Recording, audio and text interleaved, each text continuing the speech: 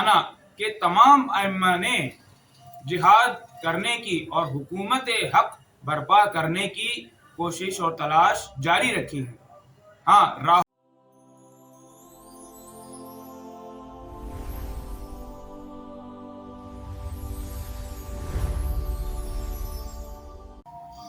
اعوذ باللہ من الشیطان الرجیم، بسم اللہ الرحمن الرحیم۔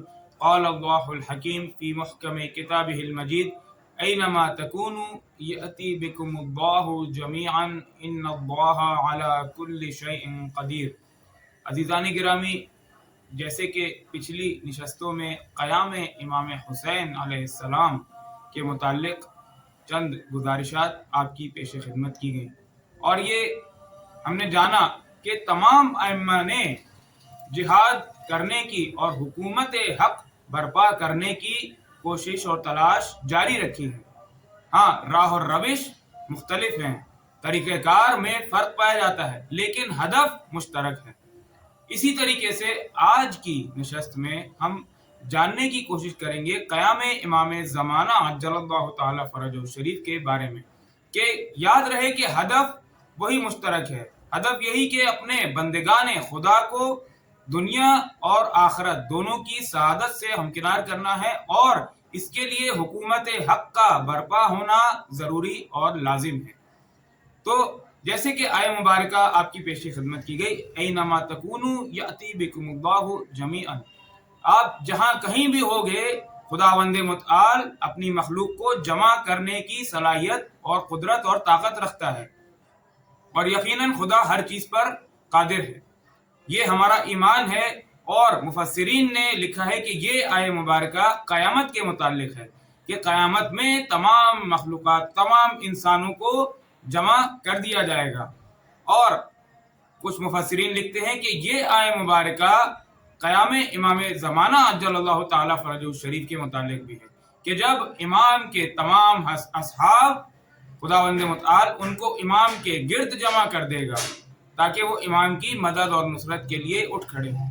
اسی اسنا میں نہج البلاغہ میں امام علی علیہ السلام سے روایت ہے، لا یزال الناس ینقصون، کہ تمام کے تمام افراد جو ہیں وہ نقصان اور خسارے میں ہیں۔ اور کس خسارے میں ہیں؟ عقیدے کے حساب سے خسارے میں ہیں، یہاں تک کہ خدا کا نام بھی نہیں لیا جائے گا آخر الزمان میں، اتنا عقیدہ کو ضعیف کر دیا جائے گا۔ اور پھر اسی روایت میں کہا جا رہا ہے کہ اسی کے بعد کہ جب لوگوں کا ایمان اتنا ضعیف ہو جائے گا، تو یعصوب الدین کو خداوند متعال اپنے بندوں کی طرف بھیجے گا، اور وہ زمین میں مستقر ہو جائیں گے اور استحکام کے ساتھ حکومت کا قیام کریں گے۔ اور مفسرین لکھتے ہیں کہ یعصوب الدین سے مراد یہاں پر امام زمانہ عجل اللہ تعالی فرجہ الشریف ہے، کہ جو باذن اللہ ظہور فرما کر اور قیام حق کر کر اپنے زمین میں اپنی حکومت کو مستحکم کر دیں گے۔ اور وہ کوئی اور حکومت نہیں بلکہ حکومت خداوند متعال ہے۔ امام خدا کی طرف سے نمائندہ ہیں لوگوں پر۔ اور اس کے بعد کہا جا رہا ہے کہ لوگ ان کے اطراف میں ان کے اصحاب جمع ہوں گے، کس طریقے سے جمع ہوں گے؟ یہ ایک بہترین تعبیر بتائی جا رہی ہے کہ جس طریقے سے خزاں کے موسم میں پتے ایک دوسرے کے قریب جمع ہوتے ہیں، اور کس طریقے سے اصحاب امام ایک دوسرے کے گرد اور امام کے گرد جمع ہوں گے۔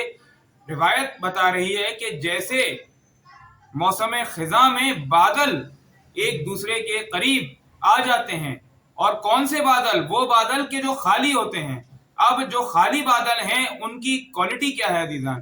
بادل جب خالی ہوتے ہیں تو ان کی رفتار میں تیزی آ جاتی ہے۔ بالکل اسی طریقے سے خداوند متعال باذن اللہ، خدا کی اذن سے تمام اصحاب خالی بادلوں کی طرح امام کے گرد فوراً جمع ہو جائیں گے اور امام کی مدد اور نصرت فرمائیں گے۔ وصلی اللہ علی محمد وآلہ الطاہرین۔